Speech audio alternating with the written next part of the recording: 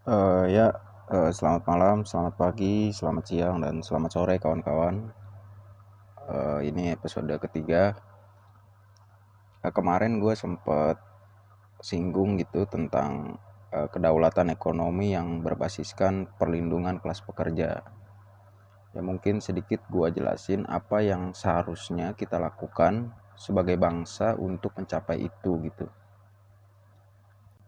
Indonesia tuh sebenarnya bukan negara miskin. Kita punya sumber daya alam besar, penduduk banyak, pasar yang luas, posisi strategis, tapi anehnya tiap dunia luar kacau, kita ikut goyang gitu.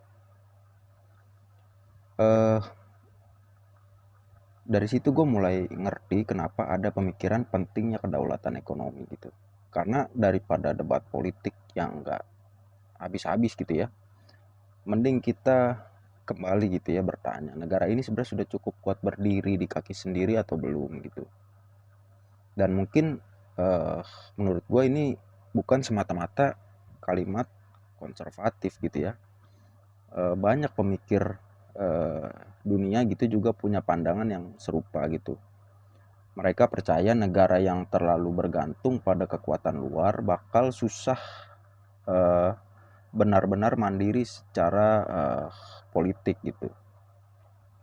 Contohnya ekonom Argentina yaitu Raul Prebisch gitu ya, pernah punya gagasan terkenal soal bagaimana negara berkembang sering terjebak jadi pemasok bahan mentah untuk negara maju. Yang kaya teknologinya bakal makin kaya. Yang cuma jual sumber daya alam mentah tetap bergantung gitu. Dan kalau dipikir-pikir pola itu mirip dengan Indonesia hari-hari ini gitu. Makanya persaingan dunia internasional sebenarnya cukup berat. Negara kuat tetap punya cara menekan negara lain yang lemah gitu. Salah satunya lewat embargo dan sanksi ekonomi misalnya. Amerika sudah cukup lama gitu memakai cara seperti itu sebagai alat geopolitik. Sebagai contoh Kuba misalnya puluhan tahun kena embargo sampai ekonominya jadi sulit gitu. Lalu Iran dibatasi akses perbankan gitu ya dan perdagangan global. Terus Rusia sebagai eh, setelah perang dengan Ukraina langsung kena pembatasan besar-besaran gitu ya. Bahkan Cina yang ekonominya sudah raksasa saja tetap ditekan lewat perang dagang gitu dan pembatasan teknologi gitu. Dan dari situ banyak negara berkembang harusnya belajar satu hal gitu. Kalau terlalu bergantung pada impor dolar, teknologi asing dan pasar luar negeri, posisi negara jadi rawan gitu ya.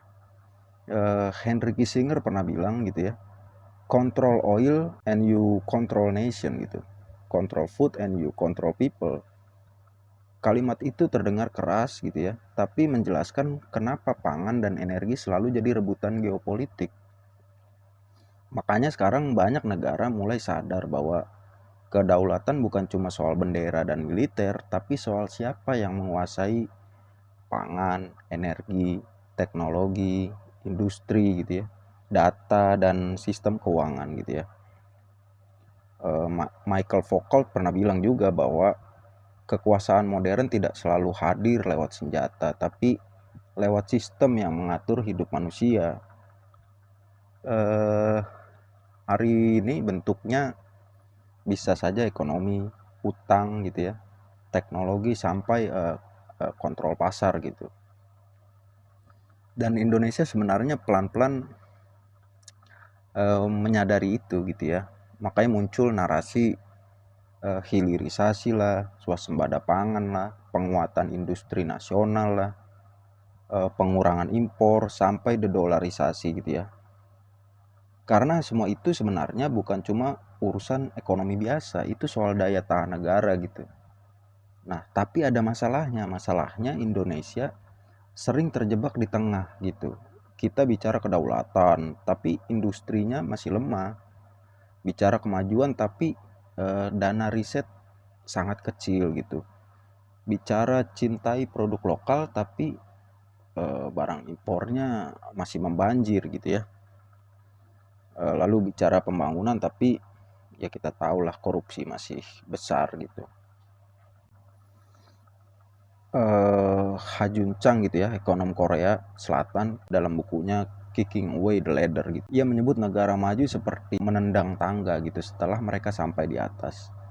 Ya kalau dipikir-pikir Indonesia juga sering bingung sendiri gitu. Mau industri kuat, tapi kebijakan kadang terlalu tunduk pada pasar gitu ya. Mau mandiri tapi impor masih jadi solusi jangka pendek. Makanya kalau mau serius jadi negara yang benar-benar kuat dan berdaulat, pembenahannya harus difikirkan secara terstruktur gitu ya, dan harus bertahap tentunya. Ya mungkin fase sederhana gitu ya, yang bisa dilakukan adalah pertama rapihkan dulu rumahnya gitu, rapihkan dulu rumah kita nih. Karena percuma bro, kita bicara tentang industrialisasi ya, kalau kebocoran negara masih eh, banyak di mana-mana gitu. Percuma bicara nasionalisme gitu ya, kalau mafia impor masih kuat. Ya, negara ini kadang terlalu sibuk bikin mega proyek gitu ya, tapi fondasi dasarnya masih keropos. Nah, yang pertama harus dibenerin justru hal-hal yang sering kita dengar tapi sulit dijalankan gitu ya. Seperti pembenahan birokrasi, kebocoran anggaran, permainan proyek, lalu distribusi pangan, eh, dan sampai efisiensi negara gitu ya. Lee Kuan Yew-nya Singapura juga bilang kan kalau negara kecil bisa bertahan itu bukan karena wilayah seberapa besar wilayahnya, tapi karena pemerintahannya efisien dan bersih gitu. Ya tentu dia menjalankannya dengan tangan besi. Tapi itu relevan buat Indonesia gitu, karena masalah Indonesia itu sering bukan gak punya uang bro, tapi uangnya bocor sebelum sampai ke pembangunan yang benar gitu. Yang kedua lalu pangan dan energi gitu ya. Ini kelihatannya sederhana tapi sebenarnya inti dari kedaulatan gitu. Negara manapun kalau urusan makan dan energi masih terlalu tergantung luar negeri, pasti gampang goyah negaranya gitu. Sedikit krisis global gitu ya, langsung harga naik semua dan rakyat kecil yang paling pertama merasakan dampaknya gitu. Makanya beberapa tahun awal harus fokus memastikan pertaniannya jalan, irigasi dibenerin gitu ya, pupuknya aman gitu, listriknya stabil gitu ya, kilang-kilang minyak kita diperkuat, lalu distribusi pangan yang baik dan rapi gitu ya. Ya, nah itulah yang justru jadi fondasi negara yang kuat gitu. Lalu yang berikutnya, yang ketiga adalah pendidikan juga harus mulai dibenahi lah. Gitu. Kita terlalu lama bangga pada jumlah sarjana gitu, tapi industri malah bingung cari tenaga yang siap pakai gitu. Dalam Pedagogy of the Oppressed gitu ya, Paulo Freire gitu pernah mengkritik pendidikan yang cuma mencetak manusia patuh gitu, tanpa kemampuan berpikir dan menciptakan gitu. Dan kadang sistem pendidikan kita ya masih terjebak di situasi itu gitu. Ya mencetak pencari kerja bukannya malah pembangunan peradaban gitu. Makanya penting juga pendidikan vokasi, politeknik gitu ya, sekolah teknik, lalu link kampus gitu dengan industri gitu ya. Itu harus diperkuat gitu. Karena industrialisasi tanpa sumber daya manusia yang mumpuni itu cuma bikin kita jadi buruh dengan bayaran murah gitu. Nah, kalau fondasi awal mulai rapi, baru masuk ke fase kedua gitu, yaitu naik kelas ke produksi gitu. Nah, Indonesia nggak boleh cuma puas jadi penjual bahan mentah, karena dari dulu pola kita ya begitu terus bro. Kita kirim sumber daya alam mentah keluar gitu, lalu negara lain yang bikin barang jadi, lalu kita beli lagi dengan harga mahal yang berkali-kali lipat gitu ya, seperti nikel misalnya. Kalau berhenti cuma ditambang, kita tetap akan ada di posisi bawah lah dalam rantai ekonomi global gitu. Harusnya kita lanjut sampai ke baterai gitu ya, buat sepeda kendaraan listrik sendiri gitu, industri kimia, bahkan teknologi turunannya gitu. Marx kan pernah bilang juga dalam Das Kapital gitu ya, kalau nggak salah, Marx itu bahas bagaimana nilai terbesar ada pada proses produksi gitu bro, bukan sekedar bahan mentah. Siapa yang menguasai produksi, dia yang menguasai keuntungan dan arah ekonomi gitu, Marx bilang begitu. Dan menurut gue di fase ini pemerintah juga harus berani mikir panjang gitu, bukan cuma 5 tahunan politik gitu ya. Logistik juga harus dibenerin gitu, pelabuhan, kereta barang, distribusi, gudang pangan gitu ya, cold storage. Karena industri nggak akan kompetitif kalau biaya distribusinya mahal dan ribet gitu. Lalu ada satu hal lagi yang sering dianggap eh, konspiratif gitu ya, padahal nyata, yaitu ketergantungan terhadap dolar dan sistem global gitu ya. Bukan berarti kita harus anti Barat atau anti Amerika, tapi dunia sudah berkali-kali nunjukin kalau ekonomi bisa dipakai jadi alat tekanan politik gitu. John Perkins gitu ya, dalam Confession of an Economic Hitman itu menggambarkan bagaimana utang dan proyek ekonomi kadang dipakai untuk menciptakan ketergantungan politik negara berkembang gitu. Makanya Indonesia perlu mulai punya ruang napas sendiri gitu. Perdagangan mata uang lokal, diversifikasi partner dagang, penguatan rupiah, lalu kerjasama regional gitu. Supaya kita nggak terlalu gampang ikut tenggelam kalau ekonomi global lagi kacau bro. Berikutnya masuk fase ketiga gitu. Menurut gue ini fase paling penting ya. Indonesia harusnya berhenti jadi sekedar pasar. Karena sekarang realitanya kita sering cuma jadi konsumen besar, aplikasi luar masuk, teknologi luar masuk, barang luar masuk, kita cuma jadi konsumen atau pengguna gitu. Ya kalau kita mau punya daya tawar gitu ya, Indonesia harus mulai produksi teknologi sendiri bro. Ya minimal software, AI gitu ya, atau alat kesehatan. Lalu lanjut ke drone, teknologi pertahanan, sampai industri digital lah. Karena perang modern sekarang itu bukan cuma perang senjata bro, tapi perang teknologi, data, dan pengaruh ekonomi gitu ya. Noah Harari gitu ya dalam Homo Deus gitu ya pernah bilang bahwa di masa depan pihak yang menguasai data akan punya kekuasaan sangat besar atas manusia dan negara lain gitu. Artinya kalau teknologi dan data sepenuhnya dikuasai asing, ya lama-lama kedaulatan juga ikut terkikis gitu. Dan negara juga harus mulai punya visi jangka panjang lah. Jangan semua sumber daya alam habis buat nambel APBN tahunan gitu. Harus ada dana abadi untuk riset, investasi teknologi, dan pengembangan industri masa depan gitu. Ya negara-negara seperti Korea Selatan atau Cina gitu ya bisa kuat bukan karena kebetulan atau hoki, tapi karena mereka puluhan tahun fokus membangun industri dan teknologinya gitu, dan kualitas manusianya tentunya. Sedangkan Indonesia terlalu sering ganti arah setiap ganti rezim gitu. Nah itu yang sulit bro. Ya mungkin karena multi partai ini kan pusing lah. Padahal kalau mau jujur gitu ya, inti dari semua ini sebenarnya sederhana.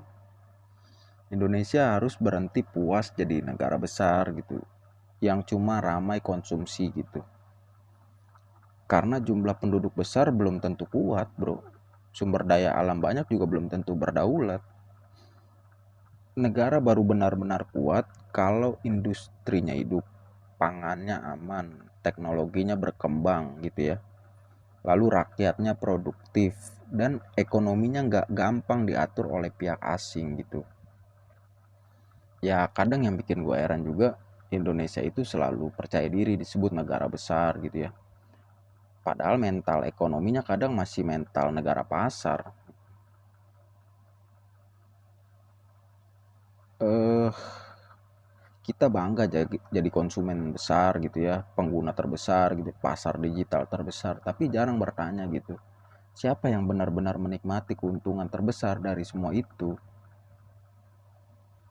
Karena kalau ekonomi global gitu ya, yang paling untung biasanya kan bukan yang paling ramai membeli, tapi yang menguasai produksi, teknologi, distribusi gitu ya, dan sistemnya lah.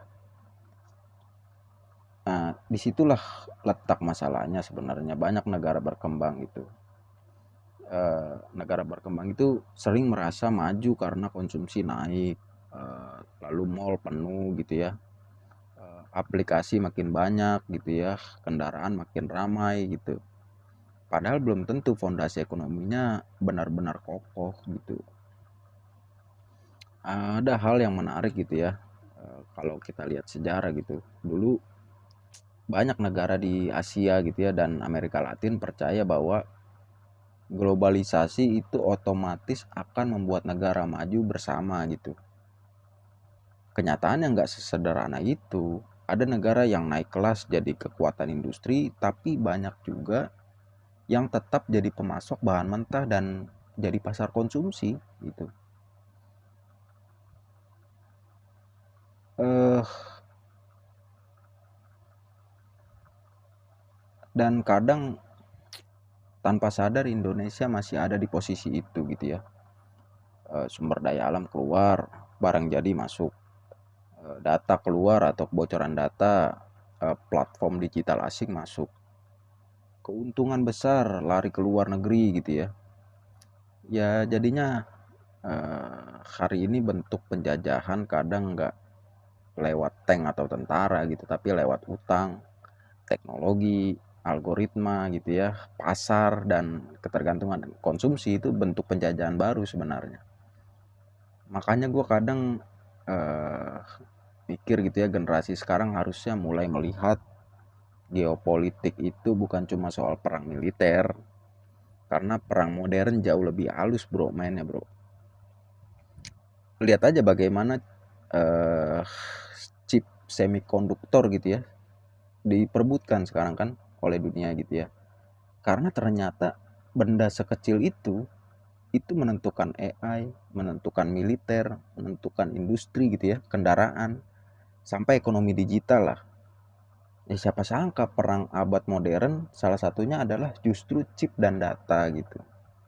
Dan itu jadi tamparan sebenarnya buat kita Indonesia karena kita terlalu lama nyaman jadi pengguna teknologi gitu, bukan pembuat teknologi.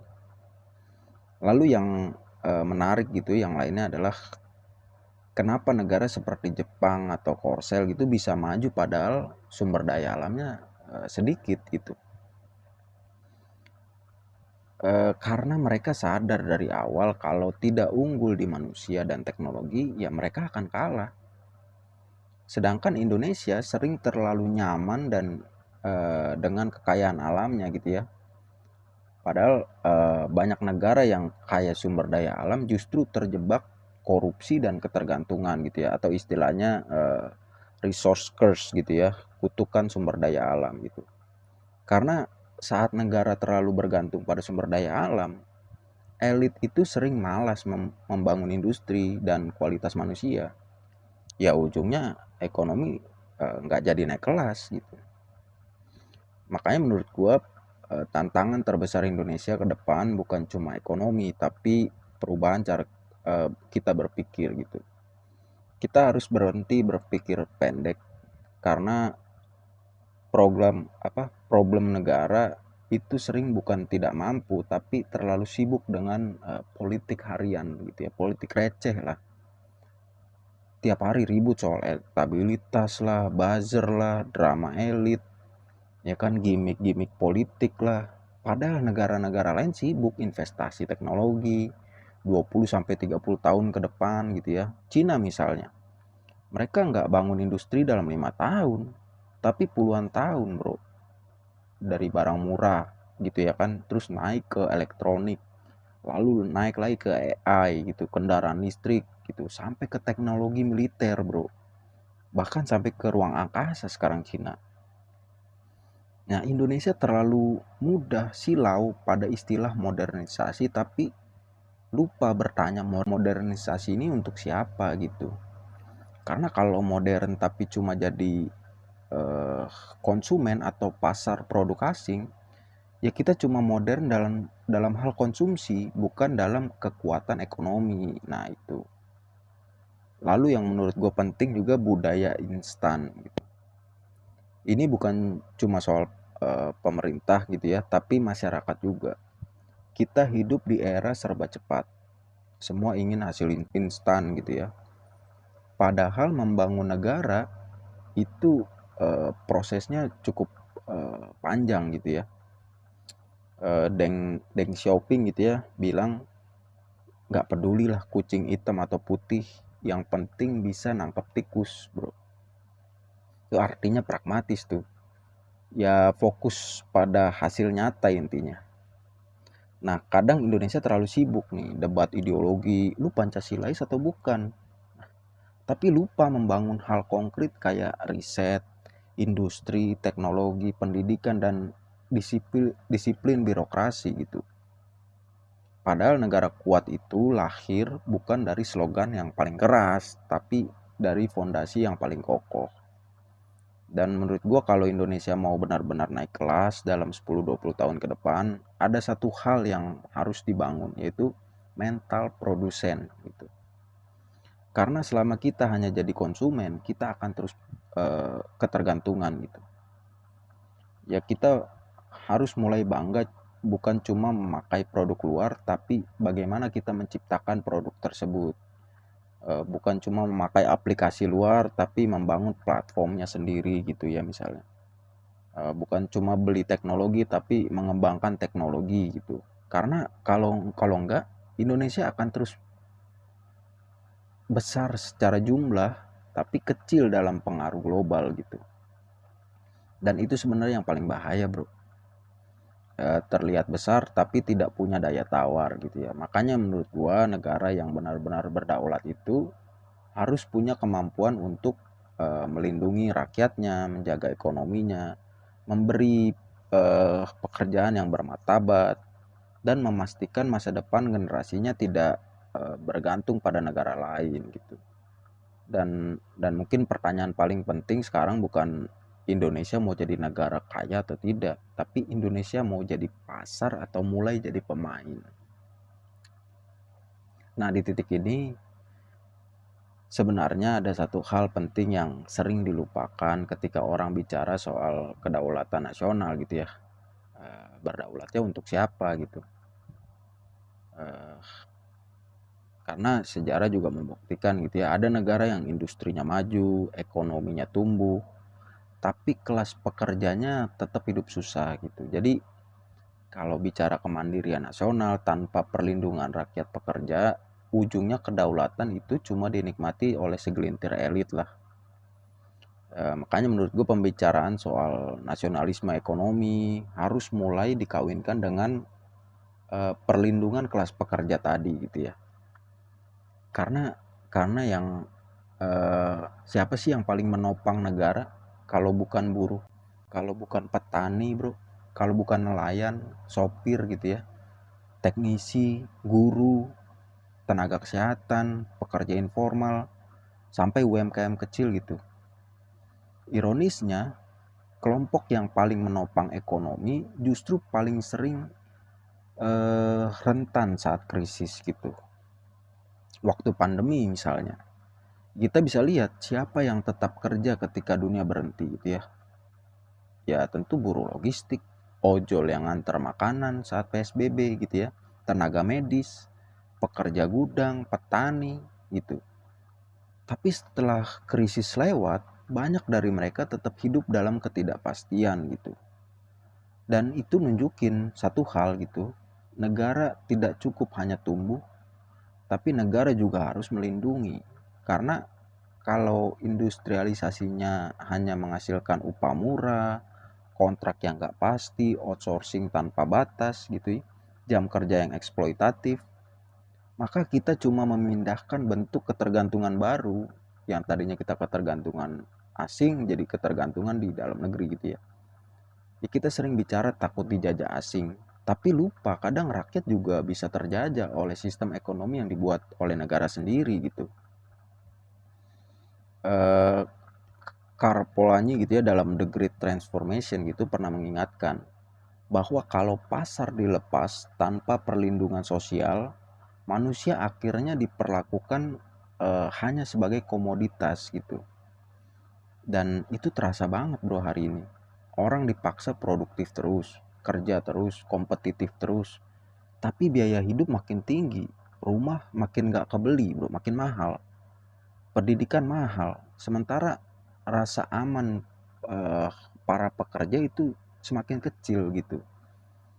Makanya negara yang benar-benar kuat bukan cuma negara yang GDP-nya tinggi gitu, tapi negara yang kelas pekerjanya itu punya upah layak, jaminan kesehatan, perlindungan pekerja, akses pendidikan, dan peluang naik kelas sosial gitu.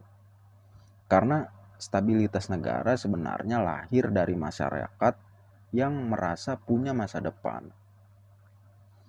Ya menariknya banyak negara yang sekarang dianggap maju justru dibangun lewat eh, kompromi besar antar negara lah, industri dan pekerja gitu ya. Jerman misalnya, itu Jerman kuat industrinya bro, tapi serikat buruhnya juga kuat. Lalu negara-negara Nordik gitu ya, itu kapitalismenya jalan, tapi industrinya kuat bro, dan perlindungan sosialnya tinggi sekali. Artinya perlindungan pekerja tidak selalu bertentangan dengan pertumbuhan ekonomi. Yang penting negara punya arah dan disiplin gitu. Nah, Indonesia ini bingung, kadang terjebak dalam dua hal gitu ya. Kalau terlalu pro pasar, pekerja ditekan demi investasi gitu ya. Kalau terlalu populis, tanpa produktivitas, ekonomi juga sulit berkembang. Makanya yang dibutuhkan sebenarnya keseimbangan, bro. Industrinya tumbuh, tapi pekerja juga pelan-pelan naik kelas. Karena kalau rakyat cuma dijadiin tenaga murah untuk menarik minat investor gitu ya, ya Indonesia akan sulit untuk benar-benar berdaulat gitu. Kita hanya jadi lokasi produksi murah, bro, bukan negara maju kita. Nah, ini juga nyambung dengan pendidikan sebenarnya, karena perlindungan pekerja bukan cuma soal gaji, tapi soal kemampuan rakyat meningkatkan kualitas hidupnya gitu. Kalau pendidikan bagus, pelatihan kerja, lalu akses teknologi gitu ya, pekerja Indonesia itu bisa naik dari buruh kasar, lalu naik jadi teknisi. Nah, dari teknisi naik jadi engineer, lalu naik jadi inovator, bro. Itu yang dilakukan di banyak negara gitu ya. Mereka tidak selamanya menjual tenaga murah. Mereka itu naik kelas sedikit demi sedikit gitu, sampai akhirnya punya teknologi sendiri gitu. Dan menurut gue Indonesia harusnya mulai mulai arahnya berpikir ke sana gitu. Jangan jangan hanya puas jadi negara yang bonus demografi, kalau bonus itu akhirnya cuma jadi tenaga murah. Eh, karena jumlah penduduk besar tanpa peningkatan kualitas manusia justru bisa jadi beban sosial sebenarnya. Ya eh, pengangguran contohnya gitu ya, makin banyak gitu. Makanya ke depan negara harus mulai melihat kelas pekerja itu bukan sekadar alat produksi, tapi fondasi utama kedaulatan nasional. Karena negara yang rakyatnya hidup dalam kecemasan gitu ya, gampang di PHK, tidak punya rumah, dan tidak punya masa depan, biasanya mudah goyah secara politik dan ekonomi gitu. Dan kedaulatan nasional seharusnya bukan cuma soal negara terlihat kuat di luar gitu, tapi juga soal apakah negara dan pekerjanya benar-benar merasakan hasil dari kekuatan negara itu sendiri gitu. Kalau kita tarik gitu ya ke sejarah gitu, sebenarnya pembahasan soal kedaulatan nasional ini Dan perlindungan kelas pekerja ini pernah dipikirkan dan dilakukan cukup serius oleh Otto von Bismarck gitu ya, di abad ke-19 gitu ya. Si Bismarck ini bukan bukan tokoh kiri, dia konservatif gitu ya, nasionalis. Bahkan sangat anti gerakan sosial radikal pada masanya gitu. Tapi dia sadar satu hal penting, negara tidak akan stabil bro kalau kelas pekerjanya terus hidup menderita. Lalu kenapa dia peduli gitu? Nah, nanti ada konklusinya gitu. Waktu itu Jerman gitu ya lagi masuk era industrialisasi besar-besaran gitu. Pabrik tumbuh cepat, kota-kota berkembang gitu. Tapi di sisi lain buruhnya hidup keras gitu ya. Menderita lah, jam kerjanya panjang, minim perlindungan gitu ya, upah rendah, kondisi kerja yang buruk lah. Nah, akibatnya gerakan sosialisme dan serikat pekerja mulai naik tuh, mulai populis gitu ya. Banyak buruh mulai melihat sistem saat itu hanya menguntungkan elit-elit industri gitu. Nah, di situ Bismarck punya strategi yang menurut gua licik secara politik. Daripada membiarkan kelas pekerja direbut oleh gerakan revolusioner gitu ya. Nah, dia mikir negara itu harus hadir dan memberi perlindungan sosial. Jadi Bismarck itu ngasih perlindungan sosial agar rakyat itu tidak apa namanya eh, lari ke gerakan sosialis gitu atau gerakan buruh. Nah, makanya Jerman di era Bismarck mulai membuat asuransi kesehatan, jaminan kecelakaan kerja, lalu jaminan pensiun, perlindungan pekerja. Nah, itulah fondasi awal welfare state modern gitu ya.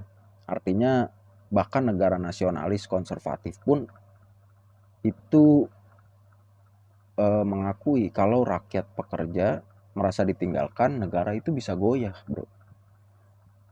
Dan menurut gue ini sangat relevan dengan kondisi Indonesia hari ini karena kadang pembahasan kedaulatan nasional di Indonesia itu terlalu fokus pada negara sebagai simbol gitu ya. Contohnya hilirisasi, industri, geopolitik gitu ya, anti asing, pertumbuhan ekonomi gitu. Tapi lupa bahwa kekuatan negara sebenarnya berdiri di atas rakyat pekerja gitu.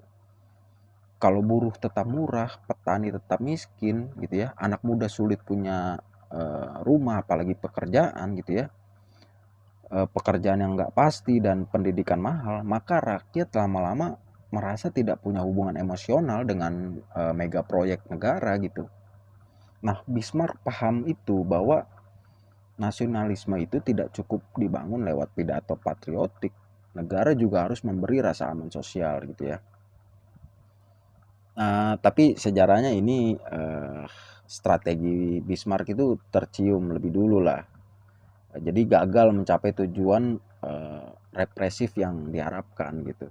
Eh, Justru program-program kesejahteraan negara yang digaungkan oleh Bismarck itu malah memperkuat posisi politik dan identitas ideologis kaum sosialis pada zaman itu atau partai SPD lah gitu di mata para pekerja gitu. Ketika rancangan undang-undang asuransi sosial gitu ya itu diajuin ke DPR-nya lah, DPR-nya Jerman gitu ya. Para anggota parlemen sosialis itu menghadapi dilema gitu, bro. Kalau mendukung rancangan undang-undangan tersebut, takutnya diartikan sebagai pengakuan bahwa negara bukan lagi musuh kelas pekerja gitu. Ada juga beberapa tokoh yang mempertimbangkan untuk mendukung gitu ya. Tetapi suasana politik saat itu terutama karena adanya undang-undang anti sosialis yang berlaku sejak 1878 gitu ya, membuat hampir mustahil bagi kaum sosialis yang konsisten untuk mendukung kebijakan negara gitu. Nah, SPD akhirnya menolak rancangan tersebut secara prinsipil gitu dan menilai program itu hanya simbolisme murahan gitu ya dan tidak menyentuh akar permasalahan dari kelas pekerja. Nah, dari pengalaman ini setidaknya kita bisa menarik pelajaran penting lah. Pelajaran yang dapat diambil adalah bahwa reformasi sosial yang datang dari atas gitu, yang tidak dilandasi oleh keterlibatan aktif dan independen dari gerakan buruh, itu rentan menjadi alat kooptasi politik semata gitu. Ketika negara menawarkan perlindungan sosial bukan sebagai pengakuan gitu ya atas hak pekerja, tetapi sebagai cara untuk menghindari perubahan yang lebih mendasar gitu. Maka reformasi semacam itu seringkali bersifat dangkal dan manipulatif gitu. Oleh karena itu kebijakan negara kesejahteraan gitu ya oleh Bismarck itu memperlihatkan bahwa pemberian hak sosial oleh negara tidak serta-merta jadi melemahkan gerakan kelas pekerja gitu. Justru sebaliknya, selama gerakan tersebut memiliki strategi organisasi dan kesadaran politik yang mandiri gitu ya, reformasi hanya menjadi kemajuan jika diperjuangkan dari bawah gitu. Dan dari sudut pandang gerakan buruh menilai gitu ya, Bismarck bukan murni peduli terhadap rakyat, tapi itu adalah strategi untuk meredam kemarahan gitu ya kelas pekerja, lalu melemahkan gerakan revolusioner gitu, dan menjaga agar kapitalisme Jerman tetap stabil gitu. Ya ada istilah yang sering dipakai untuk menggambarkan itu, memberi konsesi agar sistem tidak runtuh gitu. Karena Bismarck itu sadar gitu ya kalau penderitaan buruh dibiarkan terlalu parah gitu, ya gerakan sosialis bisa makin besar dan mengancam kekuatan kapitalisme gitu ya. Makanya dia menjalankan dua tangan gitu ya, dua kaki sekaligus gitu ya. Tangan pertama yaitu memberi bantuan sosial, lalu tangan kedua menekan gerakan kiri gitu ya. Ya bisa dilihat di aturan gitu ya, anti sosialis gitu ya tahun 1878 tadi di Jerman gitu. Itu isinya kan organisasi sosialis dibatasi, media sosialis dibredel gitu ya, aktivis diawasi gitu, terus pertemuan politik ditekan gitu. Jadi menurut gerakan buruh pada saat itu, negara sedang mencoba mengambil hati buruh tanpa memberi mereka kekuatan politik itu bro poinnya. Dan disitulah kontra argumen kaum sosialis muncul.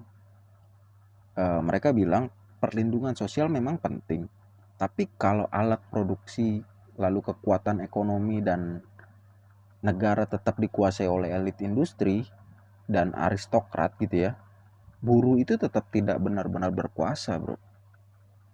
Ya dengan kata lain, buruh diberi bantuan tapi tidak diberi kendali bro.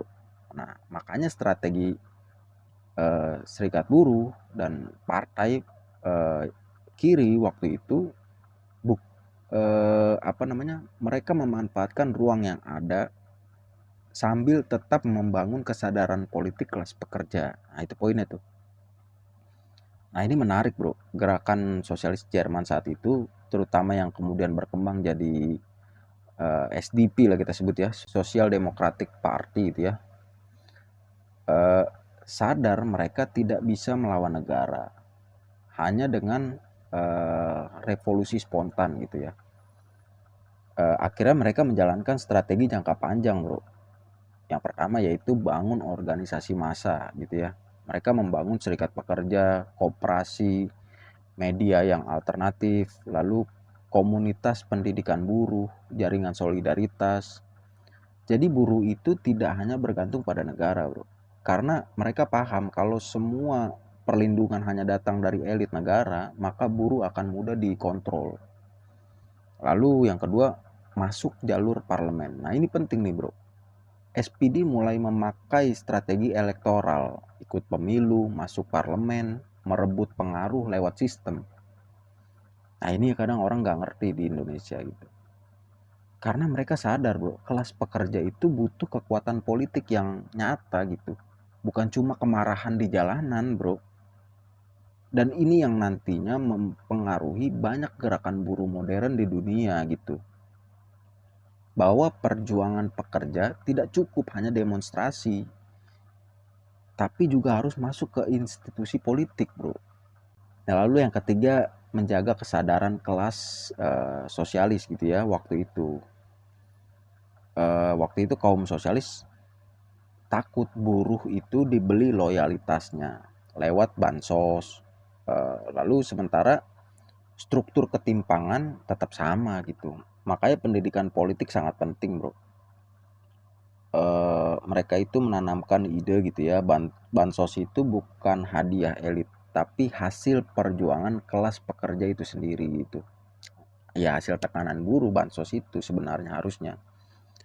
Jadi eh, kesejahteraan itu dianggap kemenangan perjuangan buruh, bukan kemurahan hati negara. Itu poinnya.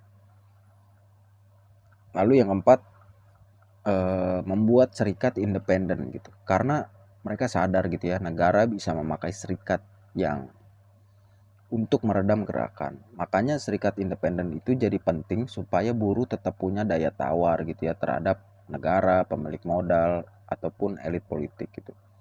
Dan kalau dipikir-pikir pola ini mirip-mirip dengan Indonesia sebenarnya. Karena di banyak negara modern sering muncul kritik negara memberi bantuan sosial atau populisme ekonomi. Tapi di saat yang sama, serikatnya dilemahkan, oposisi ditekan gitu ya, oligarki tetap dominan, dan ketimpangan struktural tidak berubah gitu.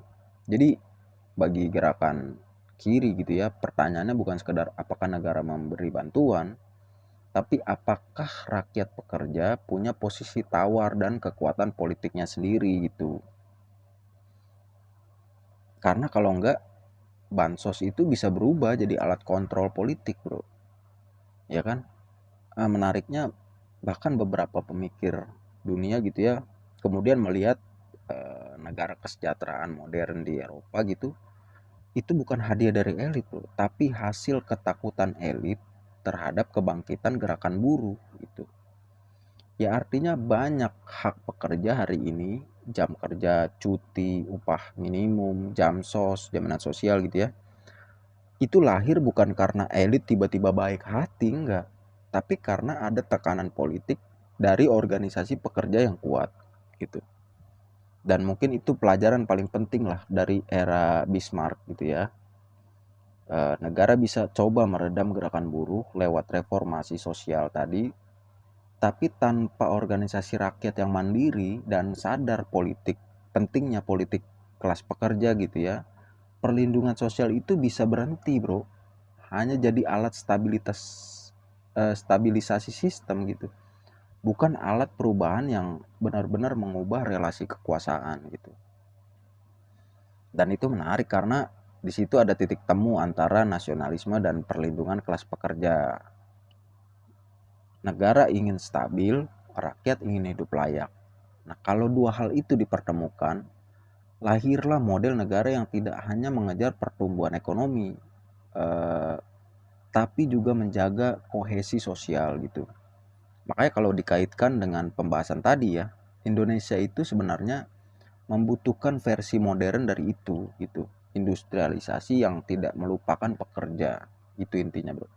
Karena kalau negaranya fokus menarik investasi gitu ya dari luar gitu, tapi rakyat pekerjanya rapuh, ya akhirnya muncul ketimpangan dan frustasi sosial gitu. Ya sejarah nunjukin lah negara yang kesenjangannya terlalu tinggi itu biasanya mudah masuk konflik sosial atau polarisasi politik yang ekstrim gitu. Nah, di banyak negara maju hari ini sebenarnya lahir dari kompromi panjang gitu ya antara negara, industri dan kelas pekerja.